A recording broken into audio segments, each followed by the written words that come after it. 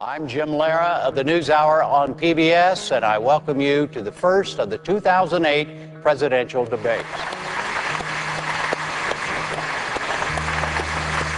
So the point is, I want people to have tax cuts. I want every family to have a $5,000 refundable tax credit so they can go out and purchase their own health care.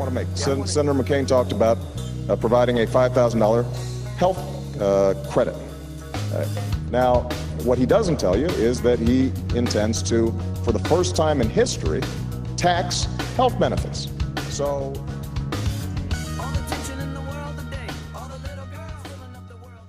welcome back for the third and final set of the J. Rouse Show. And of course, you can reach the show at the jrouseshow@live.com. The jrouseshow@live.com. Send those emails. I want to hear from you. My man J. Mac, John McCain, the Maverick, had to suspend his campaign to go back to Washington to save the day. The jrouseshow@live.com. That's what he had to do. Let's talk about the word suspend for a second. Now, when someone says suspend, in my mind, that means cease and desist. If your electricity gets cut off, that means that your services have been suspended, which means that your ass will be in the dark that night at your house unless you have a flashlight or some damn candles. So let's talk about that. So now he suspended his campaign. So riddle me this. Why were his surrogates on all the cable news networks during that time period, talking about how great John McCain was? Okay? If he suspended his campaign, why were, and this is a fact, why were his campaign offices open in battleground states? Matter of fact, they talked to some of the staff. They said they didn't know what was going on. Business as usual. So, once again, if he had suspended all his campaign activities, Sarah Palin was out there doing her thing, posing for those fake pictures. And then, then they asked her, how did her meetings go with all the world leaders? Like they were really discussing something in detail. That was a meet and greet photo op, and wow. So, once again, so if he suspended all his activities, then, why were ads still being ran in some states? Now, his definition, what he said to the media was that it was hard to get you just can't bring all the campaign things down, all the ads down that fast. Well, then why did you say that? Why did you say you were suspending all activities immediately? Bunch of crock. And then let's not even talk about Sarah Palin. Sarah Palin charged the state of Alaska per diem while she was handling official state business in her house. Now think about this. She charged them per diem. Now for those of you all who don't know what per diem is, it really takes care of any type of expenses you incur on a business trip. Lodging, food, travel, the whole 9 yards. So usually when you get back from a business trip, you submit a expense report. And they pay you per diem for the time you were away on business. So she charged the state per diem. Now, if you did that, here's a common sense fact. If you did that at your job, you would be terminated. You can't file per diem while you were in your house eating your own food. I mean, there's something that's unethical about that whole thing. The jrouseshow@live.com. So let's get into the debate. So, I watched it, and I thought Barack Obama won the damn thing. Now, here's my disclaimer. I am a Barack Obama fan.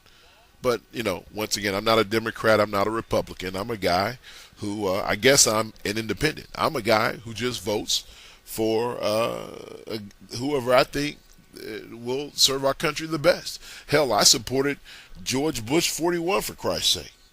So that should really prove to you that I'm just, whoever I think can do the job. That's who I support.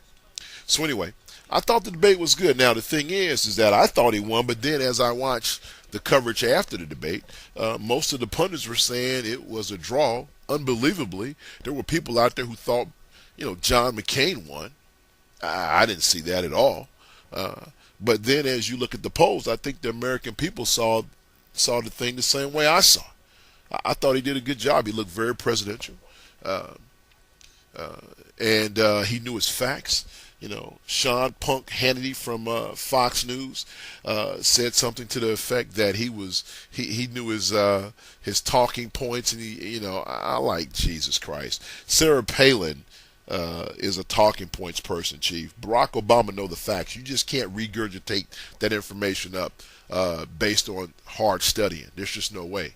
But listen, there are a few things I want to point out. Things that were said during the debate that I think is a smokescreen, and I'm going to call the candidate out on it. Because see, what they try to do is they try to use the fact that there are very few of us who are just junkies. I mean, I watch this stuff from sun up to sundown, but a lot of the American people out there get their information from sound bites. 54 million Americans watched that debate Friday. And so what I want people to understand is when people say things that are false. Here is John McCain talking about a re-enlistment ceremony that he attended overseas. Take a look at this clip and we'll talk on the other side. 2 4ths of July ago, I was in Baghdad. General Petraeus invited Senator Lindsey Graham and me to attend a ceremony where 688 brave young Americans whose enlistment had expired were re-enlisting to stay and fight for Iraqi freedom and American freedom. I was honored to be there. I was honored to speak to those troops. And afterwards, we spent a lot of time with them. And you know what they said to us? They said, let us win. They said, let us win. We don't want our kids coming back here. Smokescreen, because once again, this is a smokescreen. I spent 14 years in the military. I was a re-enlistment NCO, which meant that I was responsible for making sure that soldiers stayed in the military. Okay, so now let me give you the example, because once again, here's one of these things. When you hear it, it sounds like a very patriotic thing, and there's no doubt soldiers who re-enlist very patriotic. But let me tell you the real deal. Okay, now let's say that you joined the military in January of 2000. You had a 4-year enlistment, which means that you get out in January of 2004. Okay, so let's say that you're deployed to go overseas January of 2002, to go overseas to Iraq, which I think is an 18-month tour, if I'm not mistaken. So now you spend 18 months in Iraq, which puts you back stateside approximately June of 2003. But here's the problem. Because in the military, in order for you to come back from an overseas tour, you have to have at least 12 months left on your enlistment, which means that at that time you have to make a decision.